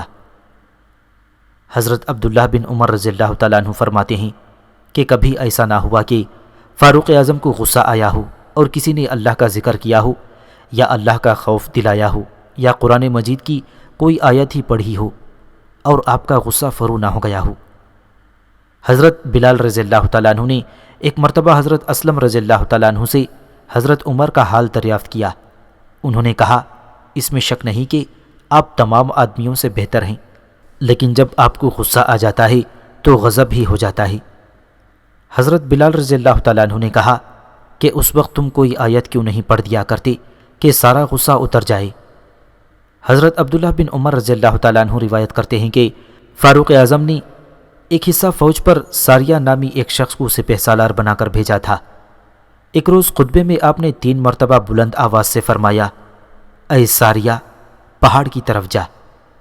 چند روز یعنی 1 ماہ بعد ایک ایلچی آیا اور اس نے جنگ کے حالات سناتے ہوئے کہا کہ ہم کو شکست ہوا چاہتی تھی کہ ہم نے 3 مرتبہ کسی شخص کی آواز سنی کہ ساریہ، پہاڑ کی طرف جا۔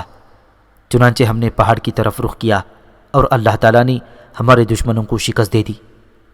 جس روز خطبے میں فاروق اعظم رضی اللہ تعالیٰ عنہ نے یہ الفاظ فرمائے تھے، اس روز لوگوں نے کہا کہ آپ یہاں ساریہ کو پکار رہے ہیں، وہ تو نہاوند کے مقام پر کفار کے مقابلے میں مصروف ہے۔ آپ نے فرمایا اس وقت میں نے ایسا ہی نظارہ دیکھا کہ مسلمان مصروف جنگ ہیں اور پہاڑ کی طرف متوجہ ہونا ان کے لیے مفید ہے، لہٰذا بے ساختہ میری زبان سے یہ الفاظ نکل گئے۔ جب ساریہ کا خط اور ایلچی آیا، ٹھیک جمعہ کے روز عین نماز جمعہ کے وقت اسی تاریخ کا واقعہ اس خط میں لکھا تھا اور ایلچی نے زبانی بھی بیان کیا تھا۔ ایک مرتبہ حضرت عبد الرحمن بن عوف رضی اللہ تعالیٰ عنہ نے فاروق اعظم سے کہا کہ لوگ آپ سے بہت ڈرتے ہیں اور آپ کی طرف نگاہ اٹھا کر بھی نہیں دیکھ سکتے اور نہ آپ کے سامنے لب ہلا سکتے ہیں۔ فاروق اعظم نے فرمایا کہ واللہ جس قدر یہ لوگ مجھ سے ڈرتے ہیں اس سے زیادہ میں ان لوگوں سے ڈرتا ہوں۔ فاروق اعظم رضی اللہ تعالیٰ عنہ نے صوبوں کے عاملوں اور گورنروں کو حکم دے رکھا تھا کہ ایام حج میں سب آ کر شریک حج ہوں۔ آپ خود بھی ہر سال حج کو جاتے رہے۔ عاملوں کے شریک حج کرنے میں ایک خاص مصلحت یہ تھی کہ حج کے موقع پر ہر ملک اور ہر صوبے کے لوگوں کو موقع حاصل ہے کہ وہ آ کر مجھ سے ملیں اور اپنے عامل میں اگر کوئی نقص دیکھتے ہیں تو اس کی شکایت کریں، اور اسی وقت اس عامل سے بھی جو وہاں موجود ہے جواب طلب کیا جا سکے۔ اس طرح عاملوں کو اپنی عزت بچانے کا بہت خیال رہتا تھا۔ کہا کہ اگر ذرا سے بھی لغزش ہو گئی تو حج کے مجمع عام میں بڑی فضیحت و رسوائی ہوگی۔ آپ مساوات و جمہوریت کے حقیقی مفہوم سے واقف اور اس کو قائم کرنا چاہتے تھے، نہ یہ کہ آپ آج کل کی یورپی جمہوریت کے دل دادا تھے جو تعلیم اسلامی اور اصول اسلامی کے خلاف ہے۔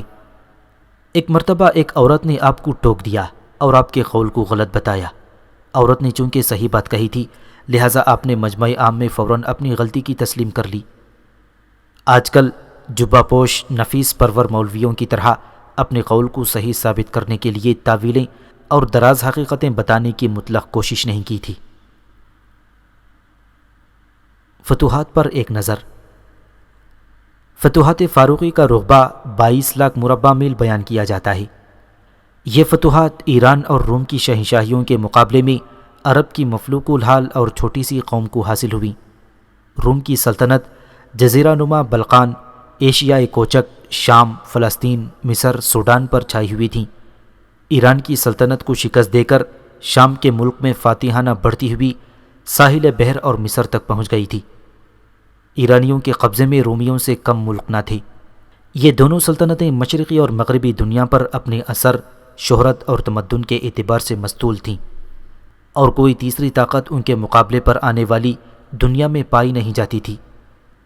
مسلمانوں کی اس حیرت انگیز کامیابی اور فتوحات کے اسباب بیان کرتے ہوئے عیسائی اور غیر مسلم مورخ لکھتے ہیں کہ رومی اور ایرانی دو سلطنتیں کمزور ہو گئی تھیں، اس لیے مسلمانوں کو بآسانی فتوحات کا موقع مل گیا۔ لیکن یہ وجہ بیان کرتے ہوئے وہ بھول جاتے ہیں کہ عربوں یا مسلمانوں کی طاقت ان کمزور شدہ سلطنتوں کے مقابلے میں کیا تھی۔ جب مسلمان اور ان دونوں سلطنتوں کے درمیان لڑائیوں کا سلسلہ جاری ہوا تھا تو رومیوں اور ایرانیوں کے درمیان کوئی مخالفت اور لڑائی نہیں تھی۔ نہ رومی ایرانیوں کے دشمن تھے، نہ ایرانی رومیوں کے خون کے پیاسے تھے۔ دونوں سلطنتوں کو الگ الگ اپنی پوری طاقت مسلمانوں کے مقابلے میں صرف کر دینے کی سہولت حاصل تھی۔ مسلمانوں کو بیک وقت رومیوں اور ایرانیوں کا مقابلہ کرنا پڑا۔ یہ دونوں سلطنتیں مہذب اور متمدن سلطنتیں سمجھی جاتی تھیں اور بہت پرانی حکومتیں تھیں۔ ان کے پاس سامان حرب بافراد انتظامات مکمل، فوج باقاعدہ مرتب، فوجی سردار اور انتظامی اہلکار، شائستہ تجربے کار جرنیل موجود تھے۔ مسلمان اور عرب قوم ان چیزوں سے تہیہ دست تھی۔ پھر یوں بھی طاقتوں کا اندازہ ہو سکتا ہے کہ ایرانی بھی اور رومی بھی ایک میدان میں 2 لاکھ سے زیادہ مسلح اور آہن پوش لشکر لا سکے۔ درآں حالانکہ اس 2 لاکھ لشکر کی پشت کو لڑتے ہوئے اطمینان ہوتا تھا کہ ہماری امداد کے لیے ہمارے پیچھے ہمارے بھائیوں کی اتنی ہی بڑی تعداد اور فوج موجود ہے، لیکن مسلمانوں کی بڑی سے بڑی فوج جو کسی میدان میں جمع ہو سکی ہے وہ 30-40 ہزار سے زیادہ نہ تھی، اور یہ تعداد ہمیشہ اپنے 2 لاکھ حریفوں کو میدان سے بھگانے اور فتح پانے میں کامیاب ہوئی تھی، حالانکہ اس کی پشت پر کوئی زبردست فوجی چھاؤنی بھی نہ ہوتی تھی۔ بس یہ کہہ کر فارغ ہو جانا کہ ایرانیوں اور رومیوں کی سلطنتیں پہلے کی نسبت کمزور ہو گئی تھیں نہایت ہی احمقانہ بات ہے، اور مسلمانوں کی فتح مندی کے اسباب تلاش کرنے کے کام سے ایک متلاشی حقیقت کو فراغت حاصل نہیں ہو سکتی۔ اس حقیقت کو اگر تلاش کرنا ہو تو اس بات پر غور کرو، ایرانی اور رومی دونوں شرک میں مبتلا تھے، اور عرب ایمان کی دولت سے مالا مال ہو کر توحید پر قائم ہو چکے تھے۔ شرک ہمیشہ انسان کو بزدل اور ایمان ہمیشہ بہادر بنا دیتا ہے۔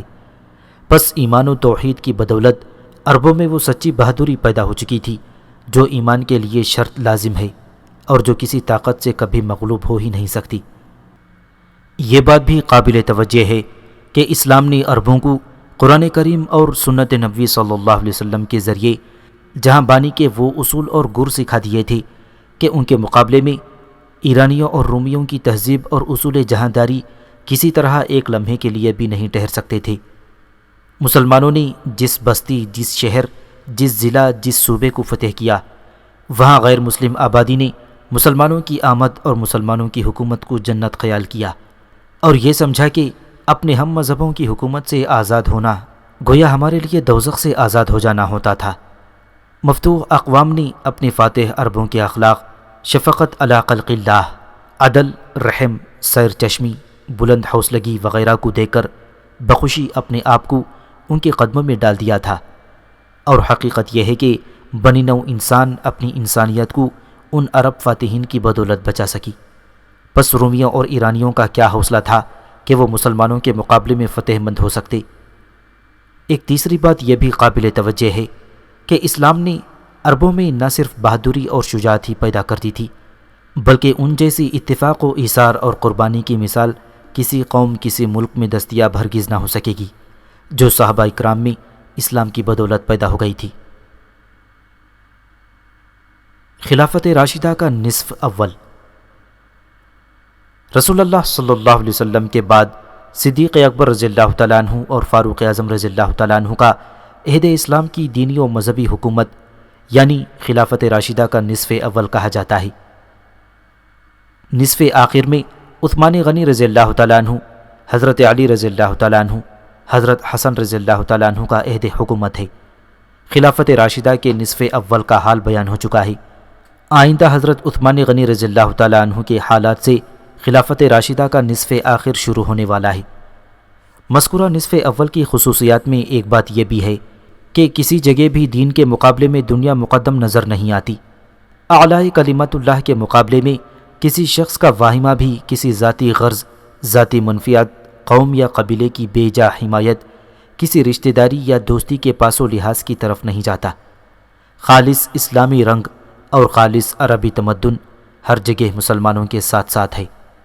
رسول اللہ صلی اللہ علیہ وسلم کی صحبت میں بیٹھنے اور رسول اللہ صلی اللہ علیہ وسلم کے ساتھ معرکوں میں شریک ہونے والے حضرات بکثرت موجود تھے۔ وہی سب کی نگاہوں میں واجب التکریم سمجھے جاتے تھے اور ان کا نمونہ سب کے لیے مشعل راہ تھا۔ مسلمانوں میں نا اتفاقی اور پھوٹ کا نام و نشان بھی نظر نہیں آتا تھا۔ میدان جنگ میں، مسجدوں میں، قیام گاہوں میں، شہروں میں، مسافرت کے قافلوں میں، غرض ہر جگہ جہاں جہاں مسلمان تھے، اتفاق، اتحاد، ایک جہتی اور ایثار کے دریا بہتے ہوئے نظر آتے تھے۔ حسد، خود غرضی اور عداوت کا جمعیت اسلامی کے اندر کہیں پتہ نہ چلتا تھا۔ مسلمانوں کا ہر ایک کام اللہ تعالیٰ کی خوشنودی کے لیے تھا۔ وہ اپنی سادگی کے مقابلے میں ایرانیوں اور رومیوں کے سامان تکلف اور اسباب زینت کو نفرت و حقارت کی نظر سے دیکھتے تھے۔ مسلمانوں کے اندر کوئی اختلافی مسئلہ پیدا نہیں ہوا تھا۔ ہر شخص اپنے آپ کو ہر وقت اللہ تعالیٰ کی جناب میں حاضر سمجھتا اور اپنے قلب کو ہمہ وقت گداس پاتا تھا۔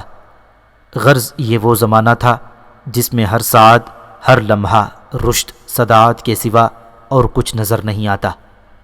باقی نصف آخر بھی بہت اچھا اور رشد و سعادت ہی کا زمانہ ہے، لیکن وہ اس نصف اول کو ہرگز نہیں پہنچ سکتا۔ اس نصف اول میں رسول اللہ صلی اللہ علیہ وسلم کے زمانے کا پورا نمونہ اور عکس موجود نظر آتا ہے۔ مسلمانوں کی ہمت رضائے الہی کے حصول اور اعلی کلمت اللہ کی کوشش میں مصروف ہوتی تھی۔ مال و دولت کا حاصل کرنا اور عیش جسمانی کی طلب میں سعی رہنا قطعاً مفقود و معدوم تھا۔ خلیفہ وقت خلیفہ ہونے سے پیشتر جس طرح پیوند لگے ہوئے کپڑے استعمال کرتا تھا، اسی طرح خلیفہ اور تمام اسلامی دنیا کا شہنشاہ ہو جانے کے بعد بھی اس کے ملبوس میں کوئی فرق نہ ہوتا تھا۔ وہی پیوند جو مرتبہ خلافت پر فائز ہونے سے پہلے تھا، بعد میں بھی برابر دیکھے جاتے تھے۔ مسلمانوں نے عراق و شام و مصر کے سرسبز و زرخیز علاقوں کو فتح کیا، ایرانی شہروں میں قابض ہوئے، لیکن فاروق اعظم رضی اللہ تعالیٰ عنہ کے آخری عہد خلافت تک ان فاتح مسلمانوں نے شام کے عیسائیوں اور ایران کے مجوسیوں کی عیش پرستی اور راحت طلبی سے رتی برابر بھی اثر قبول نہیں کیا۔ عراق و فارس کو مسلمانوں نے فتح کیا، لیکن اس فاتح فوج کا قیام کوفہ و بصرہ میں چھپروں اور خیموں کے اندر رہا۔ اسی طرح شام کے ملک میں اسلامی لشکر نے شام کے شہروں کو اپنا قیام گاہ نہیں بنایا، بلکہ وہ موصل و دمشق کے صحراؤں اور پہاڑوں میں شہروں اور شہریوں کے عیش و تکلفات سے بے خبر قیام پذیر رہتے اور اپنی اس سپاہیانہ زندگی اور صعوبت کشی پر مسرور و مطمئن تھے۔ جس لشکر نے مصر کو فتح کیا، اس نے مصر کے سامان عیش رکھنے والے شہروں کو اپنے قیام کے لیے منتخب نہیں کیا، بلکہ فسطاط کی چھاؤنی کو، جو آج شہر قاہرہ کی شکل میں تبدیل ہو گئی ہے، پسند کیا۔ صدیق اکبر اور فاروق اعظم رضی اللہ تعالیٰ عنہ مجمعین نہ صرف لوگوں کو زاہدانہ زندگی بسر کرنے کی ترغیب دیتے تھے، بلکہ خود اس کے اوپر عمل کر کے انہوں نے اپنا بہترین نمونہ لوگوں کے سامنے رکھ دیا تھا۔ بیت المال کا ایک پیسہ بھی وہ بیجا خرچ نہ کرتے تھے اور نہ ہی کسی کو ایک پیسہ ناجائز خرچ کرنے کی اجازت دیتے تھے۔ خلیفہ وقت بلا امتیاز خاندان و قبیلہ ہر ایک مسلمانوں کے ساتھ یکساں محبت کرتا اور ہر خطاوار کو بلا امتیاز خاندان و قبیلہ یکساں سزا دیتا تھا۔ نہ کبھی خلیفہ کو کسی نے اس طرف متوجہ کیا وہ روپیہ حاصل کرنے اور اپنی مالی حالت درست کرنے کی کوشش میں مصروف ہوئے ہوں، اور نہ عام مسلمانوں کو اس طرف کوئی خصوصی توجہ تھی کہ وہ مال و دولت حاصل کریں اور متمول بن جائیں۔ اب اس کے بعد خلافت راشدہ کا دوسرا نصف حصہ شروع ہوتا ہے۔ مذکورہ بالا تمام امتیازات کم ہوتے اور مٹتے ہوئے نظر آتے ہیں، اور کم ہوتے ہوتے خلافت راشدہ کے ساتھ ہی تمام امتیازات فنا ہو جاتے ہیں۔